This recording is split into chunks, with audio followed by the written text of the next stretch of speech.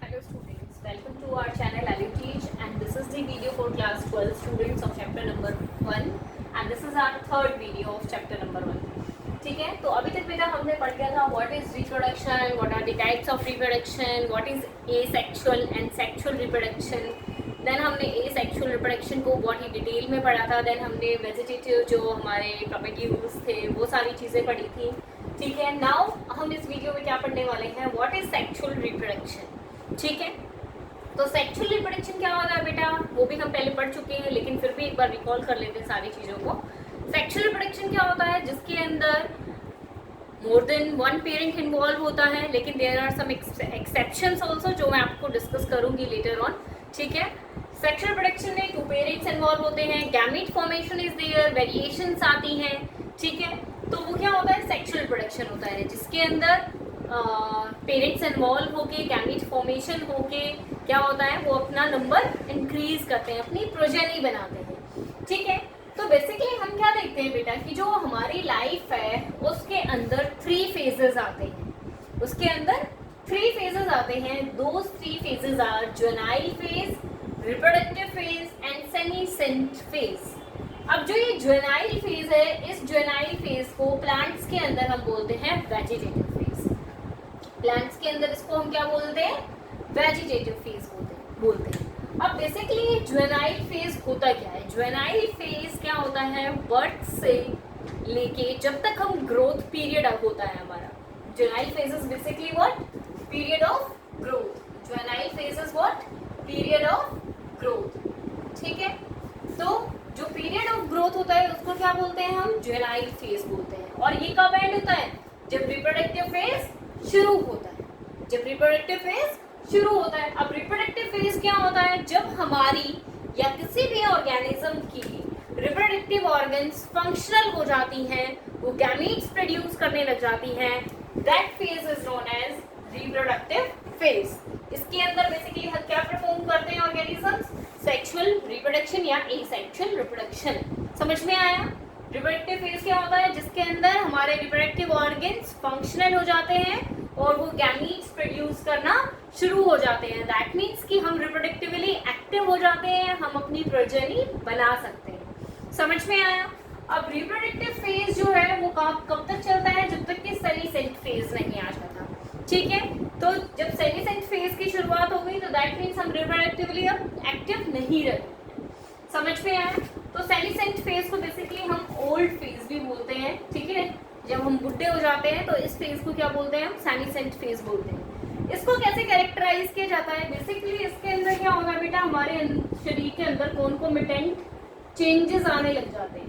Concomitant changes आने लग जाते हैं. कॉन्कोमिटेंट चेंजेस का मतलब क्या है, मेटाबॉलिज्म स्लो हो जाएगा, हमारे मॉर्फोलॉजिकल कैरेक्टर्स दबने लग जाएंगे. ठीक है, हमारे फीचर्स दबने लग जाएंगे, यानी हम इतने अच्छे दिखाई नहीं देंगे. ठीक है, फिजियोलॉजिकली हमारी बॉडी जो है वीक होती चली जाएगी. मॉर्फोलॉजिकली, फिजियोलॉजिकल हमारे कैरेक्टर्स रिटार्ड होने शुरू हो जाएंगे. ठीक है, मेटाबॉलिज्म बड़ा स्लो हो जाएगा. तो अब सेनेसेंट फेज के बाद क्या आएगी, डेथ. सेनेसेंट फेज के बाद क्या आएगी, डेथ आएगी. समझ में आया क्या फेजेस चलते हैं हर एक ऑर्गेनिज्म के अंदर. ठीक है, अब देयर आर 2 स्पेशल जो है कैरेक्टर्स आपकी एनसीईआरटी बुक में दिए हुए हैं और जिसके ऊपर नंबर ऑफ टाइम्स जो है ना क्वेश्चंस पुट हुए हैं इन योर बोर्ड एग्जामिनेशंस. तो प्लीज उसको ध्यान रखना. That is bamboo species. Bamboo species क्या करती है बेटा, अपनी पूरे लाइफ टाइम के अंदर एक बार फ्लावर करती हैं. Bamboo species flower only once in their life time, around जब वो 50 से 100 साल के बीच में होते हैं ना वो, ठीक है, उनकी एज, तब वो फ्लावर्स प्रोड्यूस करते हैं. फ्लावर्स प्रोड्यूस करने के बाद वो क्या करते हैं, अ लॉट ऑफ नंबर्स में फ्रूट्स प्रोड्यूस करते हैं और वो डाई हो जाते हैं. ठीक है, दिस इज कॉल्ड एज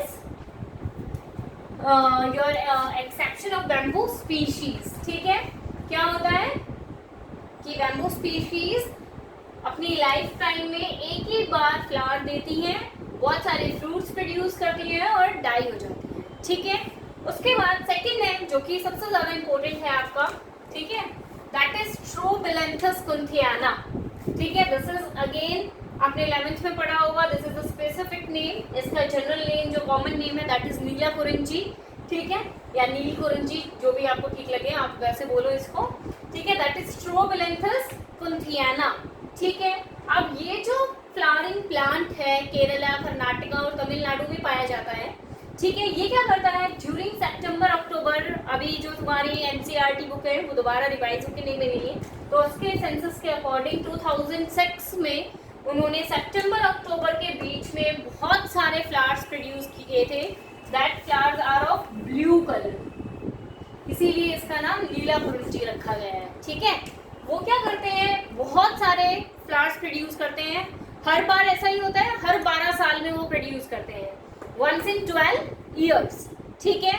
और पूरे जितने भी स्ट्रीट्स के साथ साथ वो लगे हुए होते हैं ना, सारी स्ट्रीट्स जो है ना ब्लू कलर की नीली दिखाई देने लग जाती है, तो वो बहुत ही अट्रैक्टिव लगती है और दूर दूर से पीपल इनको देखने के लिए भी आते हैं, तो ये एक टूरिज्म स्पॉट भी बन जाता है, ठीक है। तो ध्यान रखना है आपको, इसके ऊपर जरूर क्वेश्चन पूछा जाता है, इसका साइंटिफिक नेम पूछ लिया जाएगा या इसका कॉमन नेम पूछ लिया जाएगा, कितने टाइम पीरियड में देता है, कहाँ कहाँ कहाँ पाया जाता है, केरला, कर्नाटका एंड तमिलनाडु, ठीक है, समझ में आया, ठीक है। तो इसको प्लीज ध्यान रखना, इसके हर एक पॉइंट को कब इसने किया था, सितंबर अक्टूबर 2006 में किया था, जो आपकी एनसीईआरटी बुक के अकॉर्डिंग है। समझ में आया है यहाँ तक आपको, 3 फेजेस समझ में आए, एक्सेप्शन समझ में आए। उसके बाद हम देखते हैं what are oestrus cycle and menstrual, what is oestrus and menstrual cycle.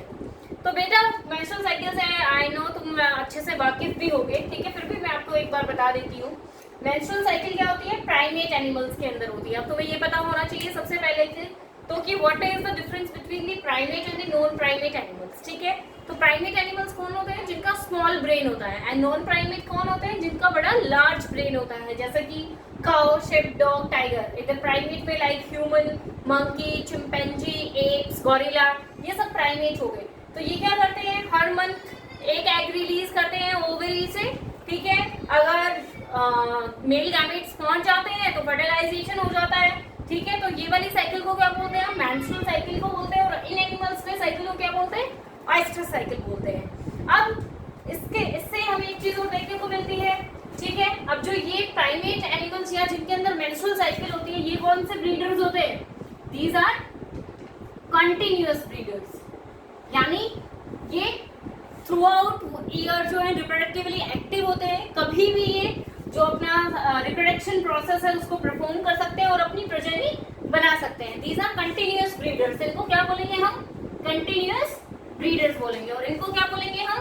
Seasonal breeders, इनको क्या बोलेंगे हम, सीजनल ब्रीडर्स। फेवरेबल कंडीशंस में ही ये रिप्रोडक्टिवली एक्टिव होंगे एंड अपनी प्रजननी बनाएंगे। समझ में आया आपको, ठीक है।